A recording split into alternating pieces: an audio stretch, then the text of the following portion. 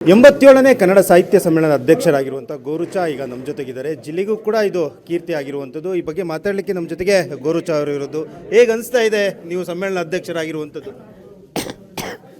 ಸಹಜವಾಗಿ ಸಂತೋಷ ಅನ್ನಿಸ್ತದೆ. ಚಿಕ್ಕಮಗಳೂರು ಜಿಲ್ಲೆ ಸಾಹಿತ್ಯಿಕವಾಗಿ ಸಾಂಸ್ಕೃತಿಕವಾಗಿ ಸಾಕಷ್ಟು ನಾಡಿಗೆ ಕಾಣಿಕೆ ಸಲ್ಲಿಸಿದೆ. ಇಂಥ ಹಿನ್ನೆಲೆ ಇದೆ. ಇಂಥ ಹಿನ್ನೆಲೆ ಇರುವಂತಹ ಈ ಸಾಂಸ್ಕೃತಿಕ ಜಿಲ್ಲೆಗೆ ಬಹಳ ಕಾಲದಿಂದ ಅಂಥ ಒಂದು ಪ್ರಾತಿನಿಧ್ಯ ಸಿಕ್ಕಿರಲಿಲ್ಲ ಅನ್ನೋದು ಸಹಜವಾಗಿ ಆ ಕ್ಷೇತ್ರದಲ್ಲಿರೋರಿಗೆ ಒಂದು ನಿರೀಕ್ಷೆ.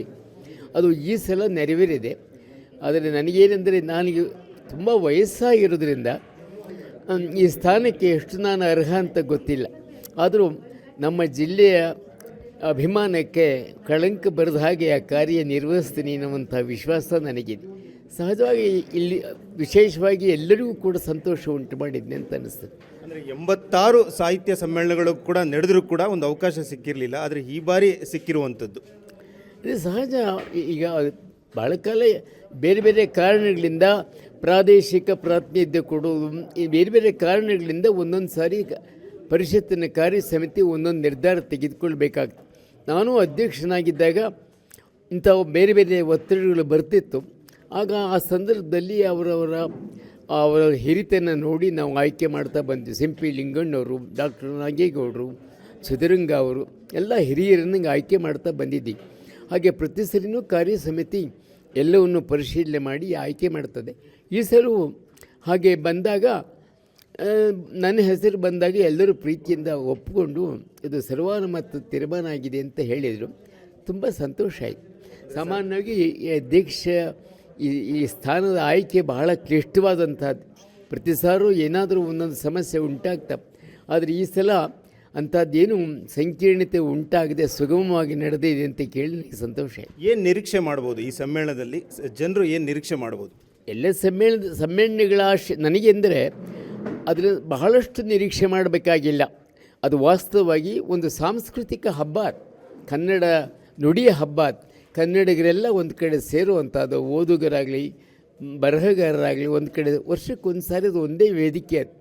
ಅದರಿಂದ ಇವರೆಲ್ಲರೂ ಸಾಂಸ್ಕೃತಿಕವಾಗಿ ಒಂದು ಕಡೆ ಸೇರೋದೇ ಒಂದು ಸಂತೋಷದ ವಿಷಯ. ಅಂಥ ಒಂದು ಸಾಂಸ್ಕೃತಿಕ ಸಮಾಗಮವೇ ಅದೇ ಒಂದು ದೊಡ್ಡ ಲಾಭ ನಾಡಿಗೆ, ನಾಡಿನ ಭಾವೈಕ್ಯತೆ ದೃಷ್ಟಿಯಿಂದ ಎಲ್ಲ ದೃಷ್ಟಿಯಿಂದಲೂ ಕೂಡ. ಇನ್ನು ಉಳಿದ ಕೆಲವು ಅಗತ್ಯಗಳನ್ನು ಸರ್ಕಾರದ ಗಮನಕ್ಕೆ ತಂದುಕೊಡ್ಲಿಕ್ಕೂ ಅವಕಾಶ ಆಗ್ತದೆ. ಮತ್ತು ಅನೇಕ ಸಮಕಾಲೀನ ಸಮಸ್ಯೆಗಳ ಬಗ್ಗೆ ಗಂಭೀರವಾದ ಚರ್ಚೆ ನಡೆಯುವಂಥ ಗೋಷ್ಠಿಗಳನ್ನು ಕೂಡ ಸಂಯೋಜನೆ ಮಾಡಿದ್ದಾರೆ. ಆ ಗೋಷ್ಠಿಗಳ ಚರ್ಚೆ ಚಿಂತನೆಗಳು ಕೂಡ ಓದುಗರ ಮೇಲೆ ಮತ್ತು ಅಲ್ಲಿ ಬರುವ ಲಕ್ಷಾಂತರ ಪ್ರೇಕ್ಷಕರ ಮೇಲೆ ಸಹಜವಾಗಿ ಪರಿಣಾಮ ಉಂಟು ಮಾಡ್ತವೆ. ಮತ್ತು ಸರ್ಕಾರಕ್ಕೂ ಕೂಡ ನಾವು ಕೆಲವು ಗಮನಕ್ಕೆ ತರಬೇಕಾದ ವಿಷಯಗಳನ್ನು ಸಮ್ಮೇಳನಾಧ್ಯಕ್ಷ ಸರ್ವಾಧ್ಯಕ್ಷರ ಭಾಷಣದಲ್ಲೂ ಬರ್ತದೆ.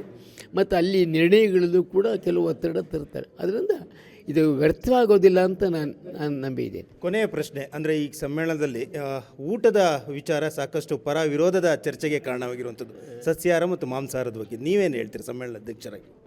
ಈ ಪ್ರಶ್ನೆ ಏನಂತ ಮುಖ್ಯವಲ್ಲ ಅಂತ ನನಗೆ ಹೇಳಿಸ್ತದೆ. ನಾವು ಯಾರಾದರೂ ನಮ್ಮನ್ನು ಕರೆದ್ರೆ ಅತಿಥಿ ಮನೆಯಲ್ಲಿ ನೀವೇನು ನಮಗೆ ಇದನ್ನೇ ಊಟಕ್ಕೆ ಹಾಕಿ ಅಂತ ಯಾರೂ ಹೇಳೋದಿಲ್ಲ. ಅತಿಥೇಯರು ಏನು ನೀಡುತ್ತಾರೆ ಅದನ್ನು ಸಂತೋಷದಿಂದ ಸ್ವೀಕರಿಸೋದು ನಮ್ಮ ಕೆಲಸ. ಅಷ್ಟಕ್ಕಿರಬೇಕು. ಇದನ್ನು ಬಹುದೊಡ್ಡ ವಾದ ಮಾಡೋದು ಬೇಡ. ಎಲ್ಲರೂ ಸೇರಿ ಸಮ್ಮೇಳನ ಸುಗಮ ನಡೆಸಲಿಕ್ಕೆ ಸಹಕಾರ ನೀಡಬೇಕು ಅಂತ ನಾನೆಲ್ಲರೂ ಪ್ರಾರ್ಥನೆ. ಬರ್ತಕ್ಕಂಥ ಜನಗಳು ಮತ್ತು ಅಲ್ಲಿರೋರು ಎಲ್ಲರೂ ಕೂಡ ಕೂಡಿ ಕೆಲಸ ಮಾಡಬೇಕು ಅಂಥೇಳಿ ನಾನು ಪ್ರಾರ್ಥನೆ ಮಾಡ್ಕೊಳ್ತೀನಿ. ಇದಿಷ್ಟು ಹಿರಿಯ ಸಾಹಿತಿ ಗೋರುಚಾ ಅವರ ಮಾತಾಗಿರುವಂಥದ್ದು. ಚಿಕ್ಕಮಗಳೂರಿನ ಕ್ಯಾಮ್ರಾಮನ್ ಶ್ರೀಕಾಂತ್ ಜೊತೆಗೆ ಆಲ್ದೂರ್ ಕಿರಣ್, ಏಷ್ಯಾನೆಟ್ ಸುವರ್ಣ ನ್ಯೂಸ್.